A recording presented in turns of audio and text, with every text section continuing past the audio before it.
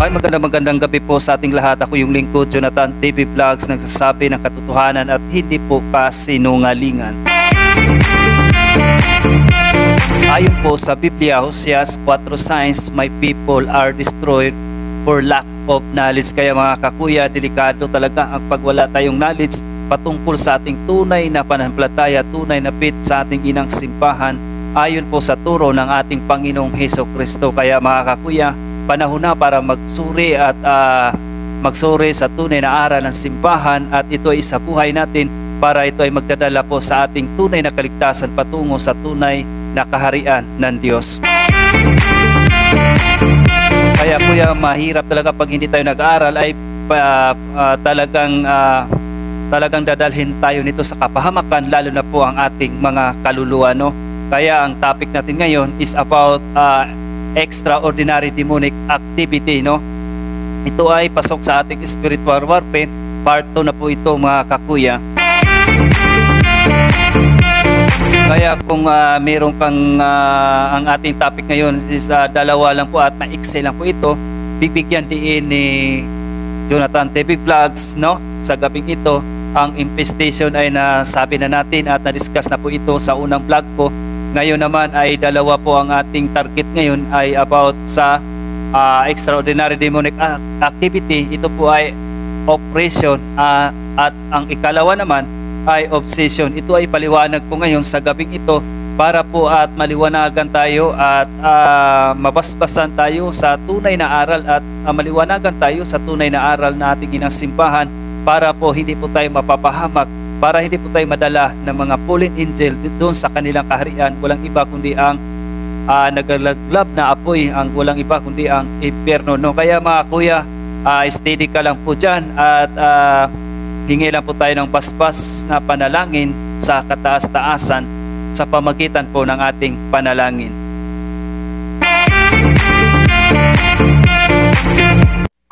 In the name of the Father, of the Son, of the Holy Spirit. Amen. Prayer to defeat the work of Satan. O divine eternal Father, in union with your divine Son and the Holy Spirit, and through the Immaculate Heart of Mary, I beg you to destroy the father of your greatest enemy, the evil spirit. Cast them into the deepest recesses of hell, and chain them there forever. Take possessions of your kingdom, which you have created, and which is rightfully yours. Heavenly Father, give us the reign of the Sacred Heart of Jesus and the Immaculate Heart of Mary. Repeat this prayer out of pure love for you, with every beat of my heart and with every breath I take. Amen. In the name of the Father, the Son, of the Holy Spirit. Amen.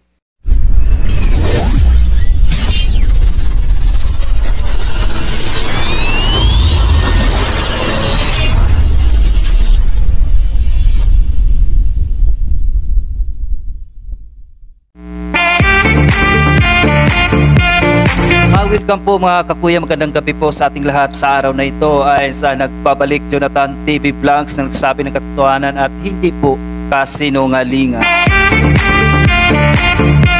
Ang topic po natin for today is about extraordinary demonic activity. Ito ay pasok sa ating spiritual warfare part 2.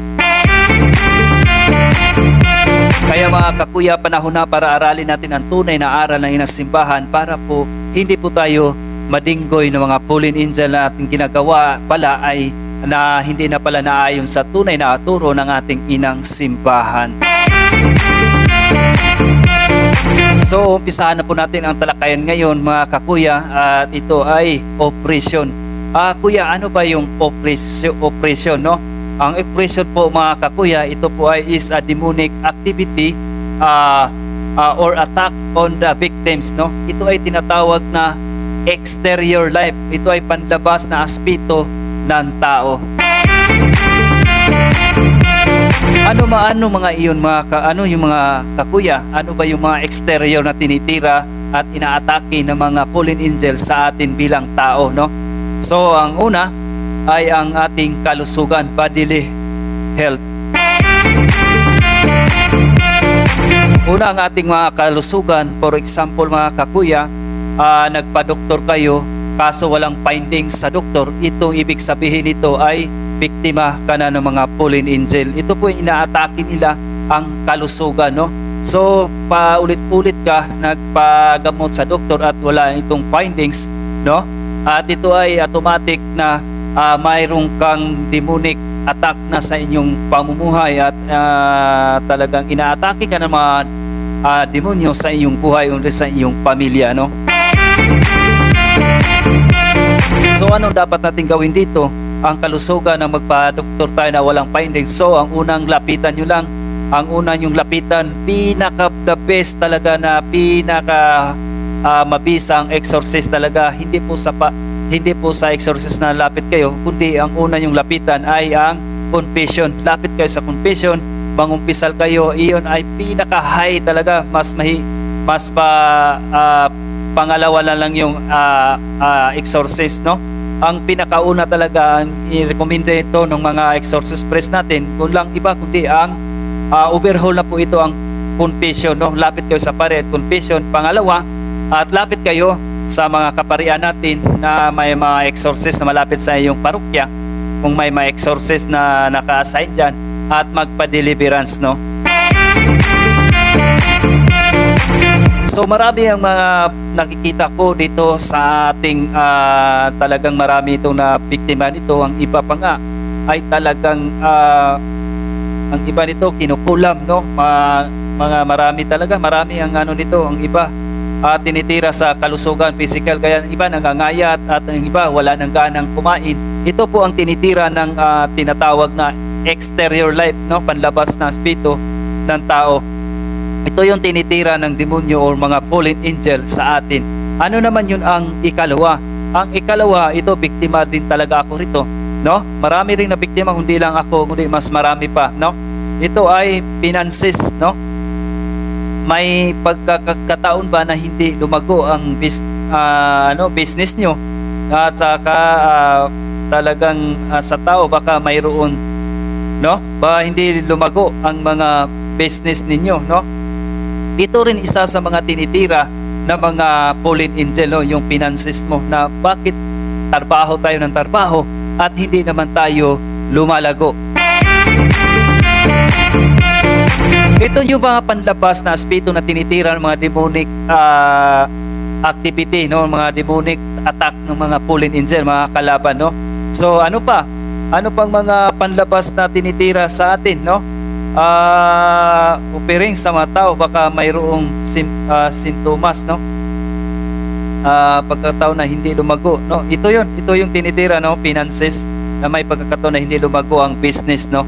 Ito yung tinitira ng mga fallen angel na talagang binibreak nila, no? Talagang para hindi ka lumalago. Dandahan hanggang sa ito ang mas masakit. Panay simba ka naman, panay mabuting tao ka naman, at yun, maisipan mo na ang gusto kasi ang demonyo dito, pinapalabas ito, kaya hinaharangan yung finances mo, at baka may durwi ka sa iyong buhay. Kaya nga sinasabi dito, hindi ka makapitan nito at hindi ka malapitan nito kung wala kang durwi sa inyong buhay, no? Kung baka nagpunta ka sa mga occult people, mga kukulam, manghihilot, albularyo, baka lumapit ka, kaya nga nagkaroon ka ng durwi. Kaya ang tinitira nila dito ay finances, no? Ito yung tinatawag na exterior life, no? Mas ito, okay pa ito, mas mamaya pasadahan natin yung pangalawa nating topic, yung mas matindi yun, no? Yun ang matindi yung pangalawa. So ang ikatlo naman, ito po yung career, no? Trabaho, hindi naging successful sa work, no? Palipat-lipat na trabaho, nagkaroon ng depression, no? Kaya dito mas matindi ito, no? Kaya nagtaka ka bakit palipat-lipat at talagang magkaroon ka naman ng trabaho, tinatamad ka na, at talagang kahit anong sikap mo, hindi talaga nag-successful, no? Ito yung mga tinitira din ng mga demonic attack sa iyong buhay, no? At hanggang sa nagkaroon ka na ng depression, no? Hanggang sa nagkaroon ka ng depression, hanggang sa nagagalit ka na sa Diyos. Hanggang ito yung gusto kasi ng demonyo kasi na para sa atin, yung depression, mga sufferings natin, akala natin malas, pero hindi po, no? Sana tandaan nyo, ang sufferings natin ay dapat ialay natin yan sa Diyos, ay magkaroon po ng mga ano yan, ialay natin sa Diyos, at marami ang maging ang tawag doon po ay maraming for example, mga masamang tao ay maging mabuti, ay offer natin sa Diyos. Yan ay mga blessing po mga kakuya, no? Kaya ang iba nagagalit sa Diyos, bakit pinabayaan sila? Hindi po. Dahil po may mga ganito, dahil po nga sa trabaho hindi naging successful, no? Sa trabaho talaga, no? Ang iba palipat-lipat sa trabaho at marami pang iba, no? So ito yung tinitira lang isa sa mga demonyo o mga demonic attack nga sa atin ng mga fallen angel, no? Ito yung mga tinatawag na kanina sinabi ko na exterior life, no, sa ating pamumuhay, no? Kaya hanggang sa katagal-tagalan, talagang hanggang sa magalit ka na sa Diyos at nawala ka na ng gana magsimba, pinipigilan ka na. Ito na yung dahilan na maging doorway talaga na talagang susunod ka na sa mga utos ng mga demonyo, yung madali na lang sa demonyo kasi ang kanyang mga trabaho ay mapadaliin ang kumbaga malibang ka. Yun pala ay nahulog ka na ng bitag nila. Kaya mga kakuya, kung mayroon ka mga ganito, talagang lapit kayo. Ayun nga sinasabi ko kanina, confession talaga pinaka-the best, no? Baka matagal ka na hindi nangumpisal, no? At yun, ito yung mga successful ito yung mga hindi successful sa trabaho, no? Ito yung tinitira talaga ng mga fallen angel, no? So ano pa? Ang isa, dalawa, tatlo, ang pang-apat. Ang pang-apat mga kuya, ito marami din na talagang tinitira nito. Isa din to. Ang isa din to ang paboritong ng mga fallen angel, itong ang relationship, no? Sa pamilya. Lalo na ang pamilya, mga kakuya, nagkagulo-gulo na at hindi na nagkaintindihan, lalo na po sa mag-asawa, no? Madali lang kasi tirahin ang mag-asawa kapag hindi rin kasal sa simbahan, naging durwi kasi yung mga kakuya. Kaya talaga suriin nyo ngayon kung nakinig kayo sa aking vlog na yun, hindi po to vlog na ito na seryoso po ito mga kakuya, no? Kapag hindi po kayo kasal sa inang simbahan, wala po kayong basbas galing sa Diyos at sa kataas-taasan, no? Kailangan mayroon tayong basbas at kumbaga sabi nga ni Kristo, dati dalawa kayo, kapag nakasal kayo, naging isa na kayo. Ibig sabihin mga kakuya, naging isa na kayo sa lahat ng mga plano ng Diyos, no? Kumbaga nagpasakop na tayo sa Diyos at natanggap na natin yon ang kanyang sacraments, no? Yun po ang sacraments of matrimony. Ibig sabihin nagsama na kayo na may kabanalan, no? So kung hindi kayo kasal mga kakuya, no, na nagkasala po kayo mga kakuya, no, nangalunya kayo, no? Yan po yun ang napakasama, no? At talagang malaking kasalanan po kayo mga kuya, namuhay kayo ng may makasalanan, namumuhay kayo ng makasalanan. Kaya nagkaroon tuloy ang mga fallen angel, naging doorway nila yun. Kaya nagkagulo-gulo na ang mag-asawa, hindi na makaintindihan.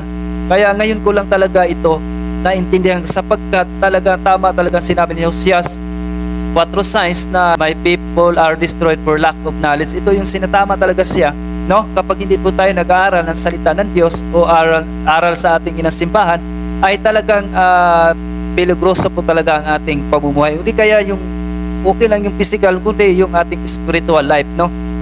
Kaya talagang ang demonyo talaga nag-aligid lang yan sa ating tabi-tabi hanggang naghihintay siya, no?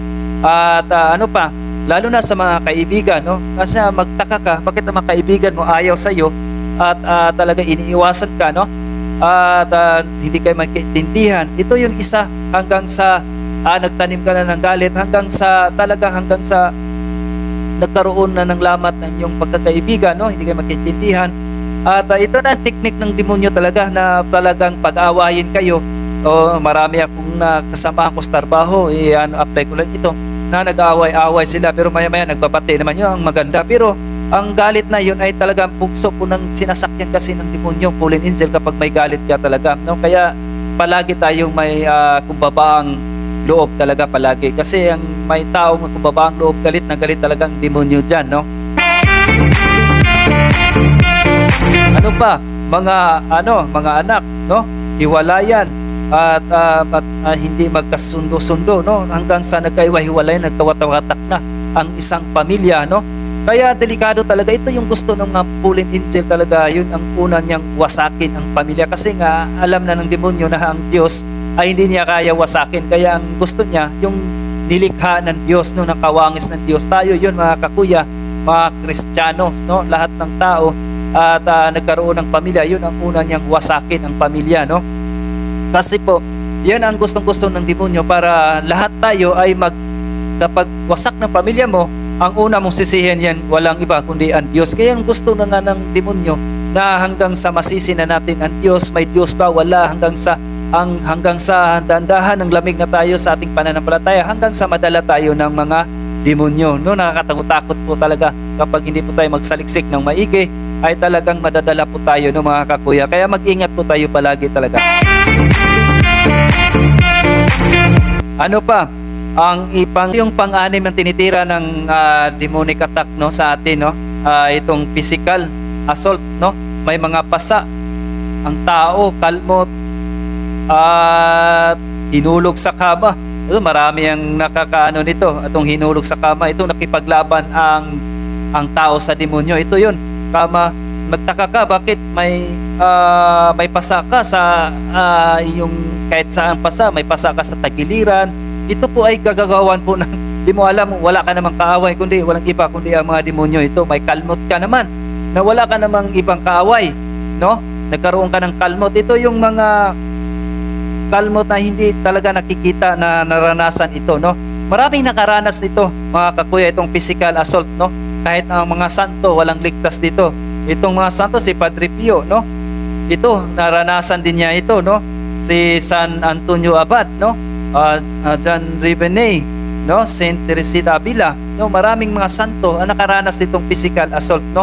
Talagang ito yung tinatakot tayo ng demonyo nito. Kapag mayroon kayong nito, kuya, mga nakaranas kayong nito, huwag kayong matakot sapagkat nangaharas lang yan sila. Kung binyagang Kristiyano ka, huwag kang dapat matakot kasi si Kristo yung ang panlaban natin dito, no. Kahit mga santo talaga ito, walang ligtas dito. Kaya magtaka ka, talagang ang demonyo talaga gagawa ng paraan para matakot at magalit tayo sa Diyos. Iyan ang teknik sa isa sa mga tinitira ng mga demonic attack sa atin, no, mga biktima, no. Ito ay tinatawag na exterior life, no, panlabas na spirito ng tao na tinitira talaga ng mga fallen angel. Kaya mag-ingat po tayo palagi. So ano namang ikalawa? Itong ikalawa is ito malala na talaga ito, mga kakuya. Kaya mag-ingat talaga tayo kung sa kanina sa occasion ay parang panglabas na spirito ng tinitira ng mga fallen angel. Itong ano naman, magkaiba ito. Ito yung obsession. Ano yung obsession, kuya? Ang obsession po, ito, a more severe relentless form of the struggle in the victims, no? Ito yung tinatawag na interior life. Ang panloob ng buhay na ang panloob na tinitira nito, ang mga buhay ng isang tao, ang espiritu ng isang tao, no? For example, bangungot. Yan, tinitira ka sa mga bangungot. Kung may mga bangungot na naranasan mo, isang natutulog ka na binangungot ka. Dati naranasan ko rin ito na parang may tumagan sa akin na malaking mama, yung kapre, na hindi ako makahinga. No, ito yun, bangungot yun. Yan po ay mga demonic attack po sa atin yan. Huwag po kayo magtaka pag hindi kayo parang may dumagan sa yung dibdib na mabigat, no? Yan po ay mga demonic attack po yan, mga kakuya. Mag-ingat po tayo yan, no? At nanaginip ka, ito nanaginip ka ng mga sexuals, no? Mga sexual na mga magaganda at talagang totoo, nagkakaroon ng totoo, tas talagang sa tingin mo ay totoo talaga siya, no? Yun po, mga kakuya, yung doorway talaga na talagang ibig sabihin lang nun ay talagang may fallen angel, no? May tinitira ka na iyong tinatawag na obsession, no? Kapag may nakaranas ka nito talaga, yun nga sinasabi ko, kapag nakaranas kayo mga ganito, talagang lapit kayo sa confession, pinakauna talaga yan. Ang pangalawa option, lapit kayo sa mga malapit yung mga kapilya or mga church, no? May nakasign dyan, exorcist na priest, no? Talagang sila lang talaga magkaroon kayo ng deliverance session sa inyong buhay or sa inyong pamamahay, no? Ano pa? nakakarinig ka ng mga bulong, no? Nakakarinig ka ng mga bulong na hindi mo maintindihan, no? Ang iba bumubulong na ang iba nga magtaka ka. Mga kakuya, ito talagang real talk talaga to. Totoo nangyari talaga ito. Maraming napapansin nyo, marami ang tumatalon sa building na hindi nila alam, no? Maraming tumatalon. Yun po mga kakuya, obsession po ang tawag doon, na hindi nila alam na talagang tumatalon na sila sa building, no? Yun ay may mga bulong-bulong yan sa kanila. Kaya nga dito, yan ang demonic attack sa isang tao na tinatawag na obsession, mga kakuya. Kaya mag-ingat talaga tayo, no? Yun ay tira ng mga fallen angels sa atin, no? Mga bulong, no? Walang kwenta. Kaya nga sabi dito, hanggang sa nawalan ka na ng pag-asa, hanggang sa ito yung sinasabi ko kanina, hanggang sa nawala na ng pag-asa, nagsasabi wala nang kwenta ng buhay mo, no? Yun know, sinasabi ko kanina, tumalong ka na sa building, yung mga bumubulong-bulong nga, hanggang sa madali ka talaga niya, no? Hanggang sa sumusunod ka, hanggang sa mamatay ka. Yan tinatawag na obsession. Delikado ito nga po yung obsession talaga. Ito yung tinatawag na interior life, no? Ito yung mas malala ito kaysa dun sa kanina na exterior life lang, tinitira ng panglabas lang, no? Atake niya, no? Kaya ito delikado talaga itong obsession. Kaya marami